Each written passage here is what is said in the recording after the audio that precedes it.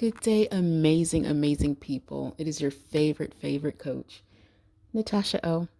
So, like I said, don't let the title of the book fool you. This book is to help you not only vet properly, but spot signs you may be second guessing.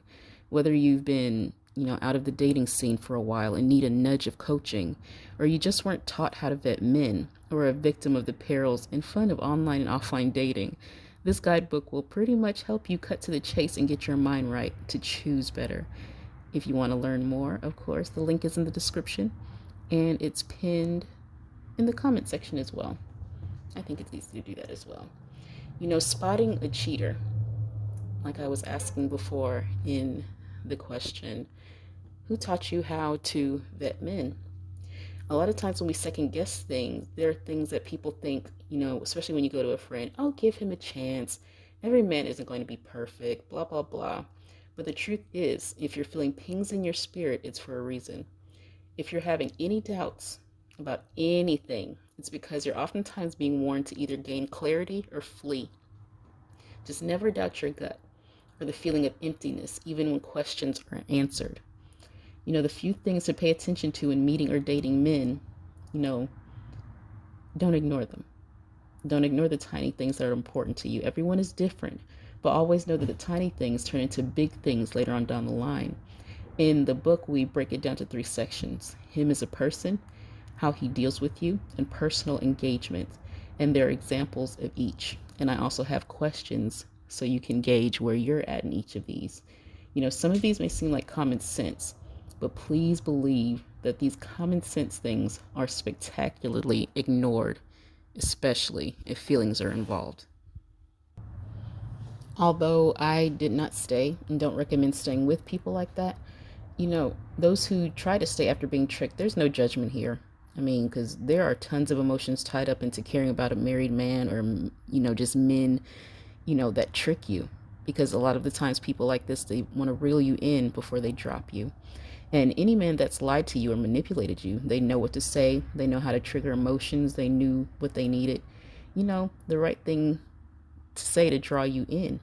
And in my book, Healing from Narcissist Discard, Your Journey to Wholeness, I used all the stuff I had learned from healing from my past narcissistic relationship. And the main 3 things that we focus on in that book and in this one is knowing who you are in divine and God, knowing your worth, and self-forgiveness. And I cannot stress the self-forgiveness enough. A broken heart is not to be taken lightly. And what our hearts say dictate how we move, which is why we must take care of our inner selves.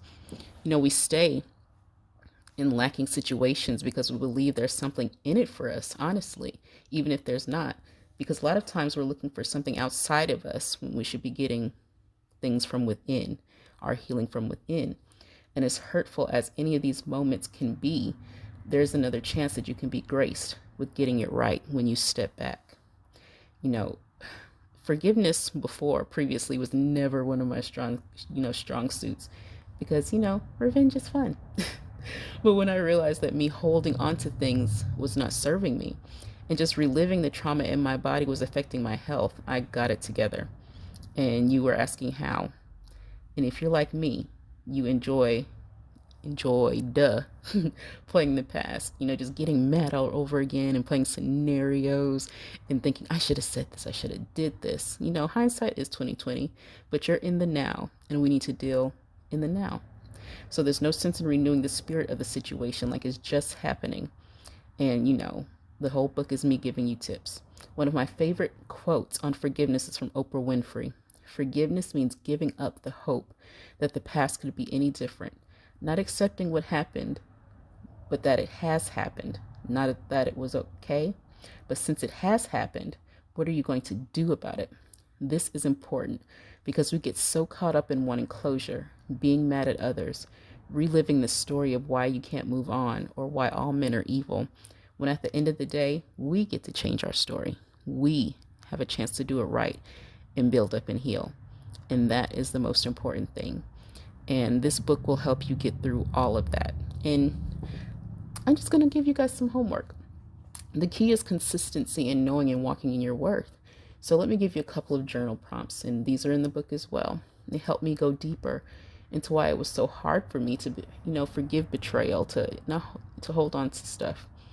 And as well, like I said, it's Healing from Narcissist Discard, one of my books as well, that goes deeper into the, purging of old thoughts and feelings.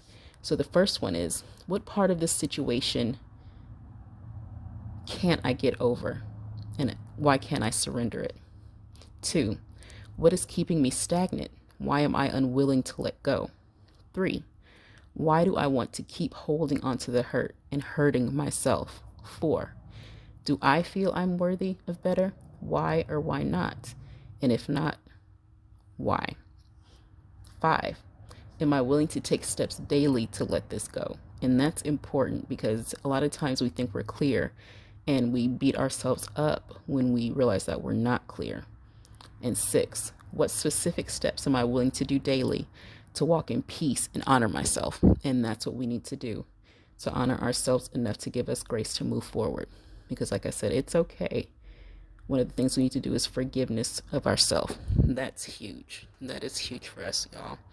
So like I said, if you want to dive deeper, have more journal prompts, there's actually a printable journal in back of the book as well, if you wanted to use that. So yeah, like I said, if you wanted more, even if you want a one-on-one private session with me, just go to the link below, pinned to the comments and in the description. I love you guys.